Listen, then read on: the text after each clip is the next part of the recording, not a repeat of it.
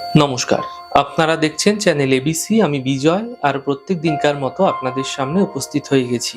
আজ আমি আপনাদের সঙ্গে এখন আলোচনা করব সপ্তাহের কিছু কিছু দিনে, কিছু কিছু বারে কিছু জিনিস ক্রয়ের কথা এবং কিছু জিনিস বিক্রয়ের কথা শাস্ত্রে মানা করা হয়েছে।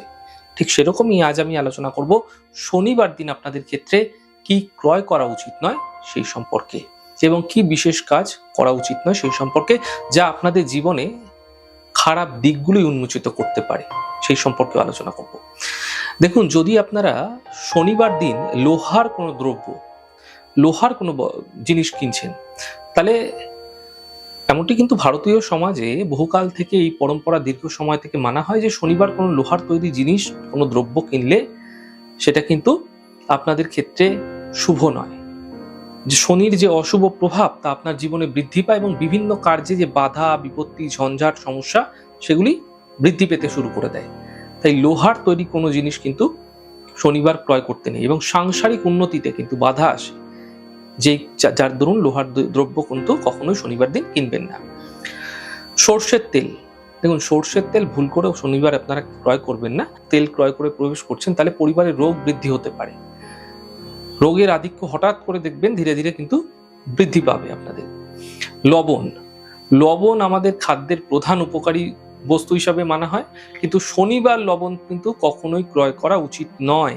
শনিবার যদি লবণ ক্রয় করা হচ্ছে তবে পরিবারের ধার দেনা, লোন সংক্রান্ত সমস্যা বৃদ্ধি পেয়ে থাকে। তাই ভুল করেও আপনারা লবণ যদি ক্রয় করছেন শনিবার দিন কখনোই কিন্তু ক্রয় করবেন না। কাঁচি, ছুরি, ধারালো কোনো বস্তু, শনিবার কাঁচি, ছুরি, ধারালো বস্তু কিন্তু ক্রয় করা উচিত না। তবে দেখুন, হতেই পারে আপনাদের ক্ষেত্রে কোনো বিশেষ প্রয়োজন রয়েছে, সেই সময় আপনাদের ক্ষেত্রে কিনতে হলো।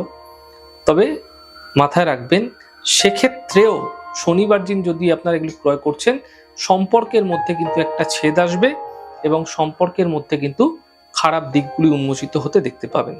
তা আপনাদের দাম্পত্য জীবনে সম্পর্ক হতে পারে, বন্ধুত্বের মধ্যে সম্পর্ক হতে পারে, পারিপার্শ্বিক সম্পর্ক হতে পারে, যে কোনো ক্ষেত্রেই দেখবেন একটা নেগেটিভ সাইড কিন্তু ধীরে ধীরে উন্মোচিত হচ্ছে। কালো তিল শনিদেবের অত্যন্ত প্রিয়। শীতকালে কালো তিল শরীরের পক্ষে উপযোগী হয়ে থাকে, তবে পুজোয় তিলের ব্যবহার হয়ে থাকে। কিন্তু শনিদেবের কুপ্রভাব মুক্তি থেকে অশ্বত্থ গাছের নিচে আপনারা তিল দিয়ে থাকেন, মিছরি জল প্রদান করে সুফল পাওয়া যায়। কিন্তু শনিবার দিন যদি আপনারা তিল গৃহে নিয়ে আসছেন, এমনটি কিন্তু আপনাদের সর্বকার্যে বাধা বিঘ্ন ঘটিয়ে থাকবে। তাই ভুল করেও শনিবার দিন কখনো আপনারা কালো তিল গৃহে আনবেন না, এমনটি আপনাদের ক্ষেত্রে হানিকারী হতে পারে।